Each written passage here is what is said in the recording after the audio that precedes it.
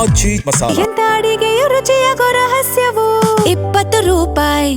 England ವಿರುದ್ಧದ ಮೂರನೇ ಏಕದಿನ ಪಂದ್ಯದಲ್ಲಿ ಭಾರತ ತಂಡ ಉತ್ತಮ ಬ್ಯಾಟಿಂಗ್ ಹೊರತಾಗಿಯೂ 27 ರನ್ ಅಂತರದ ಸೋಲು ಕಾಣುವ ಮೂಲಕ ವಿದೇಶದಲ್ಲಿ ಮತ್ತೊಂದು ಸರಣಿ ಸೋಲು ಕಂಡಿದೆ. ಲಾರ್ಡ್ಸ್ನಲ್ಲಿ ನಿನ್ನೆ ನಡೆದ ಮೂರನೇ ಹಾಗೂ ಅಂತಿಮ ಏಕದಿನ ಪಂದ್ಯದಲ್ಲಿ ಇಂಗ್ಲೆಂಡ್ ನೀಡಿದ್ದ 388 ರನ್ಗಳ ಬೃಹತ್ ಮೊತ್ತವನ್ನ ಬೆನ್ನು ಹತ್ತಿದ ಭಾರತ ತಂಡ ರೋಹಿತ್ ಶರ್ಮಾ ಅವರು 138 ಗಳಿಸಿದ್ದಾರೆ. ಶುಭ್ಮನ್ ಗಿಲ್ 77 ಮತ್ತು ವಿರಾಟ್ ಕೊಹ್ಲಿ 24 ರನ್ಗಳನ್ನ ಸಿಡಿಸಿದ್ರು. ಆದರೂ ಕೂಡ ಗೆಲುವಿನ ದಡ ಸೇರುವಲ್ಲಿ ವಿಫಲರಾಗಿದ್ದಾರೆ. ಭಾರತ 50 ಓವರ್ನಲ್ಲಿ 7 ವಿಕೆಟ್ ನಷ್ಟಕ್ಕೆ 360 ರನ್ಗಳನ್ನ ಮಾತ್ರ ಕಲೆ ಹಾಕಲು ಶಕ್ತವಾಯಿತು. ಆ ಮೂಲಕ 27 ರನ್ಗಳ ಅಂತರದ ಹೀನಾಯ ಸೋಲು ಕಂಡಿತು. ಈ ಪಂದ್ಯದ ಸೋಲಿನ ಮೂಲಕ ಭಾರತ 3 ಪಂದ್ಯಗಳ ಏಕದಿನ ಸರಣಿಯನ್ನ 2-1 ಅಂತರದಲ್ಲಿ ಕೈಚೆಲ್ಲಿದೆ.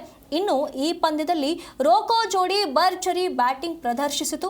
ರೋಹಿತ್ ಶರ್ಮಾ 138 ರನ್ ಪೇರಿಸಿದ್ರೆ ವಿರಾಟ್ ಕೊಹ್ಲಿ 74 ರನ್ ಸಿಡಿಸಿದ್ರು. ಕೊಹ್ಲಿ ಕೇವಲ 60 ಎಸೆತಗಳಲ್ಲಿ 3 ಸಿಕ್ಸರ್ ಮತ್ತು 4 ಬೌಂಡ್ರಿಗಳ ಸಹಿತ 74 ರನ್ಗಳನ್ನು ಗಳಿಸಿ ಸ್ಯಾಮ್ ಕರನ್ ಬೌಲಿಂಗ್ನಲ್ಲಿ ಔಟ್ ಆದ್ರು. ಇದು ಲಾರ್ಡ್ಸ್ನಲ್ಲಿ ಕೊಹ್ಲಿ ಮೊದಲ ಅರ್ಧ ಶತಕವಾಗಿದ್ದು ಏಕದಿನ ಕ್ರಿಕೆಟ್ ವೃತ್ತಿ ಜೀವನದ 79ನೇ ಅರ್ಧ ಶತಕವಾಗಿದೆ.